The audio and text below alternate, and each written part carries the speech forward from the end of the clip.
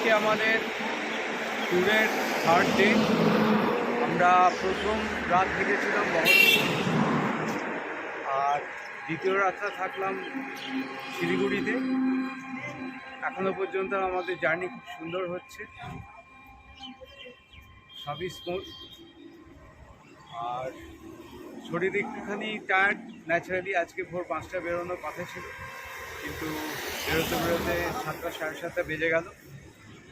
তো আর কি করা যাবে, মানুষের শরীর সব কিছু তো আছে। হ্যালো ফ্রেন্ডস, আমি সংঘমিত্রা, ওয়েলকাম টু মাই চ্যানেল। আজকে আমাদের লং রাইডের থার্ড ডে। আজকে আমরা এসে পৌঁছে গেছি শিলিগুড়িতে। গতকালই পৌঁছেছিলাম। আজকে আমরা বেরিয়ে যাচ্ছি গুয়াহাটির দিকে। দেখি কতটা রাস্তা যাওয়া যেতে পারে। ডেস্টিনেশন তো গুয়াহাটি, কিন্তু অতটা দূর যদি না যেতে পারি, এখান থেকে মোর দ্যান 500 কিলোমিটার। তো we shall try our best, but I don't know whether we will be able to reach or not.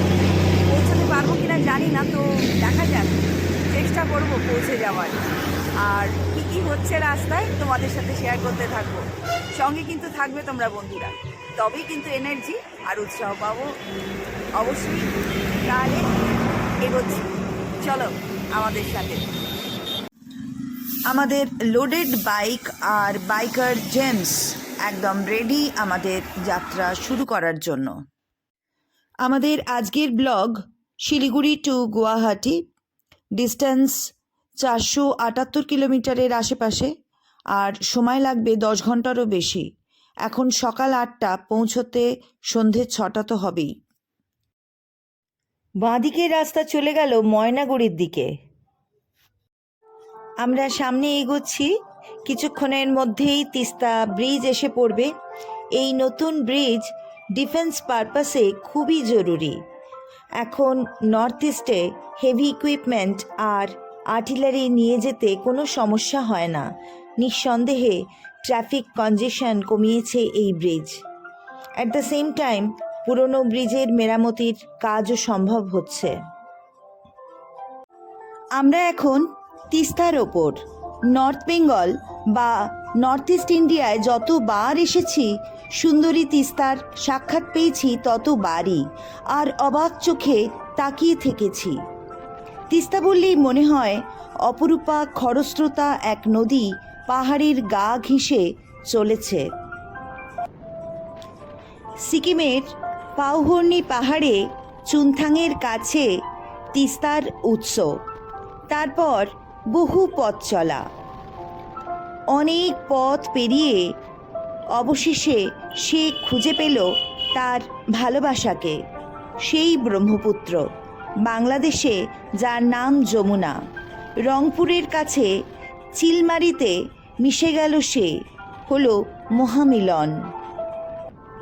আজ কিন্তু তিস্তাকে দেখছি একেবারে অন্য রূপে। বিশাল চওড়া তিস্তা এখানে। এই সেতুটির নাম জলপেশ সেতু, আর এই সেতু কিন্তু 1 কিলোমিটারেরও বেশি লম্বা, 1.05 কিলোমিটার। আজকের ওয়েদার খুব সুন্দর, সানি মর্নিং, আর রাস্তাটাও চমৎকার।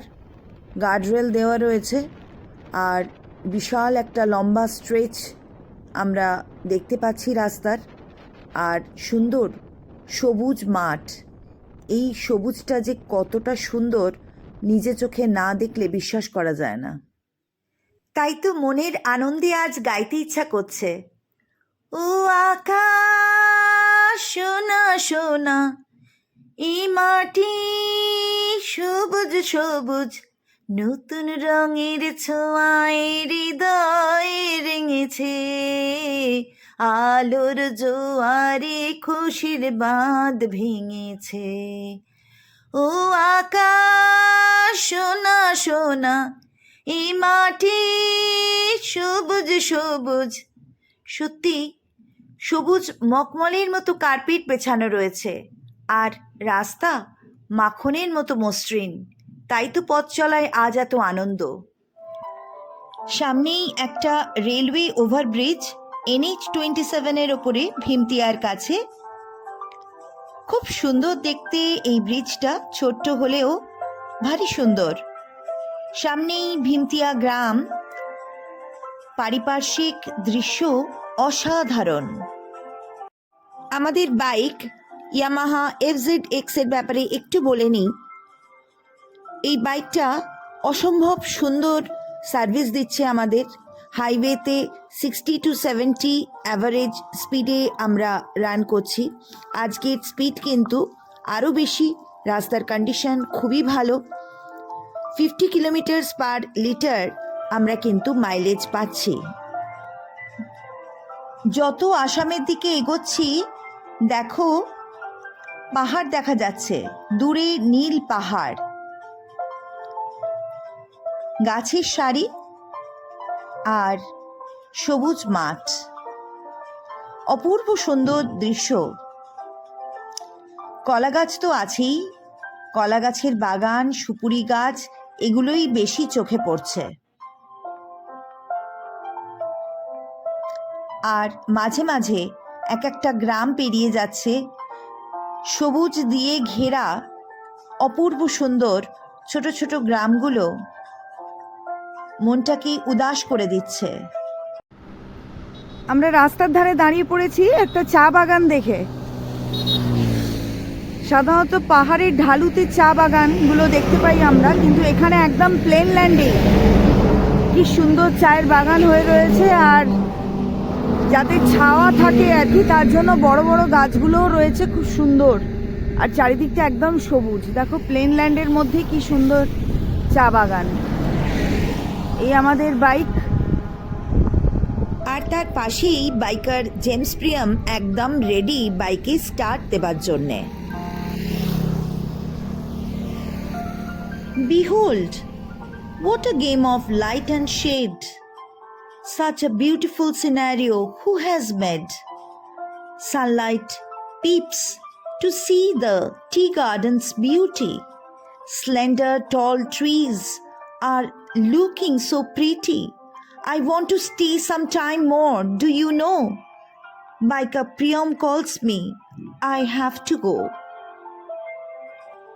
দাঁড়িয়ে দেখার সত্যি সময় নেই, অনেক দূর যেতে হবে আমাদের, অনেক কাজ পড়ে আছে, তাই এগিয়েই চললাম আমরা।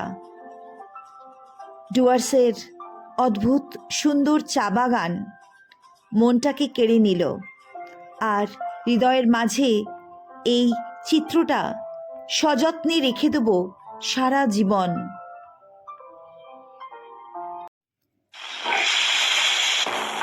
আমরা কিন্তু এখন আলিপুরদুয়ারে পেরোচ্ছি হাসিমারার জঙ্গল। বুনো হাতির দল প্রায়ই এসে হাজির হয় এই রাস্তার ধারে। ওরে বাবা, আমার কিন্তু খুব ভয় লাগছে। যদি একদল বুনো হাতি এসে পড়ে আমাদের সামনে, তবে আর রেহাই নেই। জঙ্গলের নাম জঙ্গল, জানোয়ার আছে এক দঙ্গল, বাঘ মামা ধারে কাছে হামা গেড়ে বসে আছে, ঘাড়ে এসে পড়বেই ঘপ করে, আর দুটোকেই খেয়ে নেবে খপ করে। তবুও যেতে তো হবেই, কিচ্ছু করার নেই। এধার ওধার দেখতে দেখতে যাচ্ছি, যদি কোনো বন্য জন্তু জানোয়ার চোখে পড়ে, অপূর্ব সুন্দর দৃশ্য চোখ ফেরাতে পারছি না। ঘন জঙ্গল, কোথাও কোথাও বা আবার হালকা গাছপালা, কাশফুলের ঝাড়, ভারী সুন্দর চারিদিকটা, অপূর্ব পরিবেশ। মাঝে মাঝে রয়েছে জলাশয়, বন্য জন্তুদের জলখাবার আইডিয়াল জায়গা। আমরা এখন তোরসা ব্রিজের দিকে এগিয়ে যাচ্ছি। তোরসা নদী আসছে টিবেটের চুম্বি ভ্যালি থেকে, সেখানে তার নাম মাচু।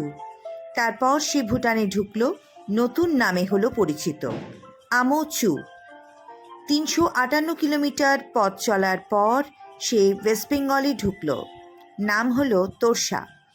তোরসা কালজানির সঙ্গে মিশে বেশ খানিকটা বয়ে চলল বাংলাদেশে। অবশেষে যমুনার সঙ্গে মিশে পরিসমাপ্তি হলো বে অফ বেঙ্গলে। ব্রিজের শেষে শ্মশানকালীর মন্দির।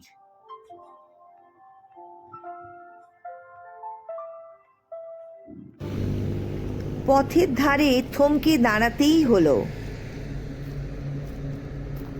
অপূর্ব সুন্দর চা বাগান দেখে আবার দাঁড়িয়ে পড়লাম। লোভ সামলাতে পারলাম না। দেখো চা পাতা হয়ে গেল।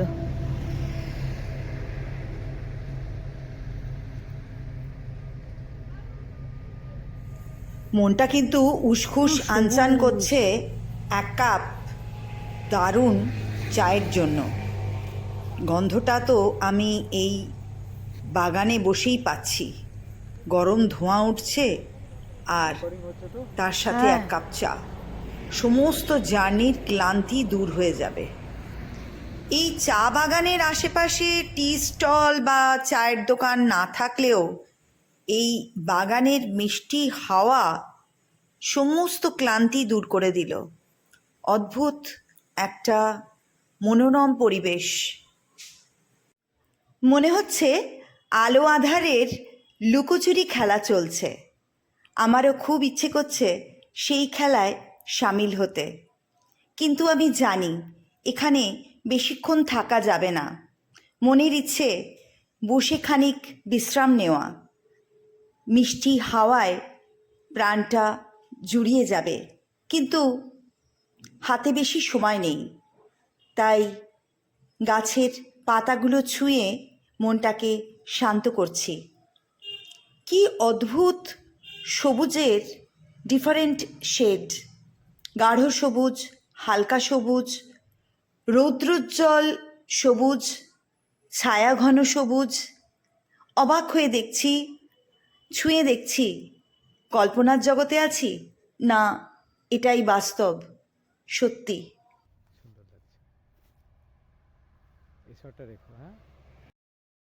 শিলিগুড়ি থেকে গুয়াহাটি অবধি যতটা বুঝতে পারছি, চা বাগান, জঙ্গল আর এক একটা ছোট নদী আর তার উপরে সেতু, এইভাবেই আমরা এগিয়ে চললাম আসামের পথে। আরও দেখতে পাচ্ছি ছোট ছোট গ্রাম, সবুজে ঘেরা। মনে হয় অফুরন্ত শান্তি রয়েছে সেখানে। আবার একটা ছোট্ট নদী আমরা পেরোচ্ছি। এরকম অসংখ্য নদী আমরা পেরিয়ে চলেছি আমাদের যাত্রাপথে। আবার জঙ্গল, অপূর্ব সুন্দর জঙ্গল।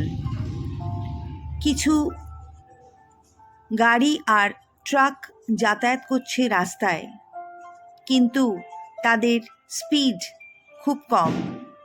সকলেই অত্যন্ত সাবধানে যাতায়াত করছে। এখন মাঝ দুপুর, আমরা almost midway between Siliguri and Gauhati. গরম আছে, অক্টোবর মাস, অক্টোবর হিট বলে একটা কথা তো আছেই। খিদেও পেয়েছে।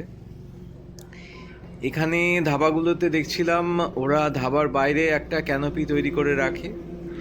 সেরকম একটা ধাবাতে আমরা ঢুকে পড়েছি। আমাদের বাইকটা ওই ক্যানোপির মধ্যে রাখতে বললো। এই ক্যানোপিগুলোতে সন্ধ্যের দিকে ওরা চেয়ার টেবিল ফেবিল সব অ্যারেঞ্জ করে ওখানে খাবার দাবার সার্ভ করে। দুপুরবেলাটা ওরা ফাঁকাই রাখে। একদম নর্মাল ধাবা। ওখানে আমরা খেলাম মাছ, ভাত, তরকারি। আমি একটা লোকাল মাছ নিয়েছিলাম। খাটিয়া পাতা ছিল। আমি একটু শুয়েছিলাম। সঙ্গমিত্রাও প্রায় ঘুমিয়ে পড়ে এরকম একটা অবস্থা। মাছের মধ্যে সঙ্গমিতা নিয়েছিল রুই মাছ, কোনো রিস্কের মধ্যে যায়নি। আমি নিয়েছিলাম একটা লোকাল মাছ। লোকাল মাছটা খেতে অনেকটা পার্শ্বের মতো, অনেকটা বাটার মতন। মনে পড়ে গেল বালুরঘাটে আত্রেই নদীতে একরকম মাছ পাওয়া যায়, রাইখড় মাছ। অনেকটা টেস্টটা সেই রকমই।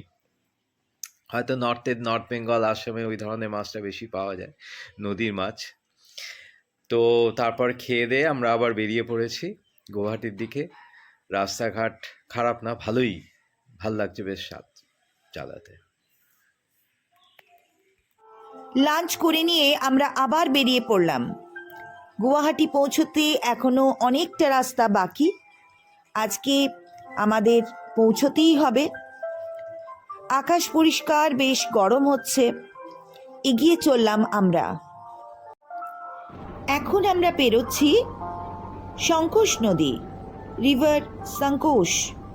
উত্তর ভুটানে জন্ম এই নদীর। আসামের মধ্যে দিয়ে বয়ে চলেছে এই নদী। ভুটানে এই নদীর নাম পুনা সাং চু। এই নদী মিশেছে ব্রহ্মপুত্রের সাথে। পথ চলতে চলতে দুপুর গড়িয়ে বিকেল হয়ে গেছে। হঠাৎ রাস্তার ডান দিকে একটা দৃশ্য দেখে চমকে উঠলাম। ছোটবেলায় ড্রয়িং খাতার পাতায় একটা ছবি এঁকেছিলাম। দূরে নীল পাহাড়, আকাশে সাদা মেঘ ভাসছে, পাহাড়ের সামনে সবুজ গালিচা আর কিছু গাছ ছড়িয়ে ছিটিয়ে রয়েছে। সেই ছবিটাই যেন আজকে চোখের সামনে জীবন্ত হয়ে গেছে। এই অনুভূতিটা তোমাদের সাথে শেয়ার না করে পারলাম না বন্ধুরা। রাস্তার ধারে এক জায়গায় দাঁড়িয়ে পড়লাম একটু গলা ভেজানোর জন্যে। সবুজ মাঠ, আরও গাঢ় সবুজ পিছনের গাছগুলো, তারপরে শুধুই নীল আর সাদার খেলা। অনেকটা কভার করে ফেলেছি, আর মাত্র 120 কিলোমিটার বাকি গৌহাটি পৌঁছতে। এখন 3:45 মতো বাজে। তো আজকেই কভার করে ফেলবো, এটাই আশা। তো দেখা যাক, আর একটুখানি বাকি আছে, চেষ্টা করছি পৌঁছে যাবার।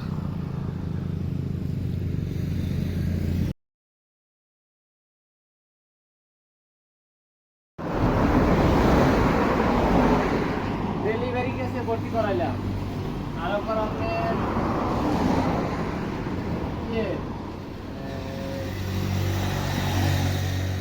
প্যাডের ভিতর স্টোরেজে ভর্তি করাইছিলাম। খুব অল্প সময়ের মধ্যেই আড্ডা জমে উঠল চায়ের দোকানের মালিকের সাথে। তার বউকে নিয়ে এসে কিভাবে হাসপাতালে গেছিল, কীরকম ট্রিটমেন্ট হলো, সবই গল্প করলো। এই সমস্ত টুকরো স্মৃতিগুলোই জমিয়ে রাখবো মনের মণিকোঠায়। আবার এগিয়ে চললাম আমরা। পড়ন্ত বিকেল, সূর্য ঢলে পড়েছে পশ্চিম আকাশে। আমরা কিন্তু ক্রমশ এগিয়ে চলেছি পূবের দিকে।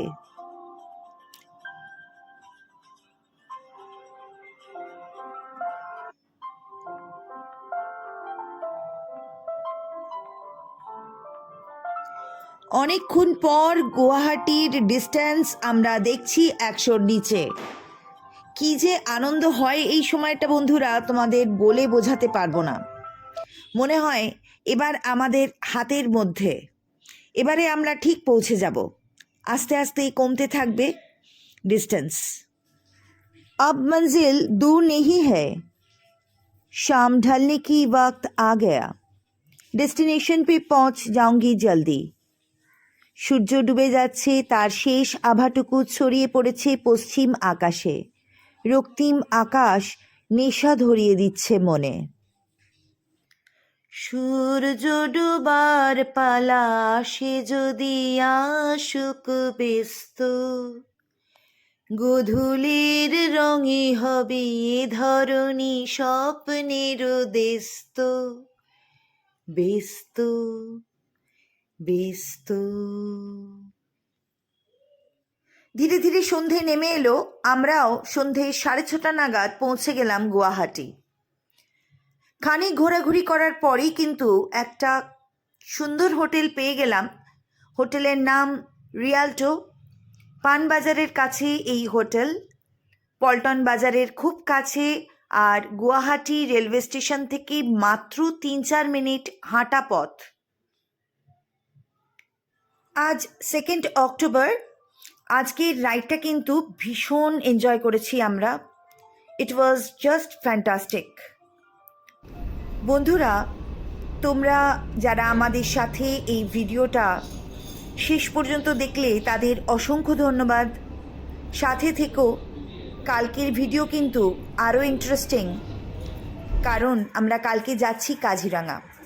আমাদের রুমটা খুব কোজি আর এসিটাও খুব পাওয়ারফুল, তাই মনে হচ্ছে আজকে রাতটা ভালোই কাটবে। তোমরাও সকলে ভালো থেকো বন্ধুরা। আজকের ভিডিও এতটাই। ভিডিওটা ভালো লাগলে সাবস্ক্রাইব করে নিও আর কমেন্ট সেকশনে জানিয়ে দিও তোমাদের কেমন লাগলো। আজকে তাহলে বিদায় বন্ধুরা, good night from Guwahati, stay blessed all of you.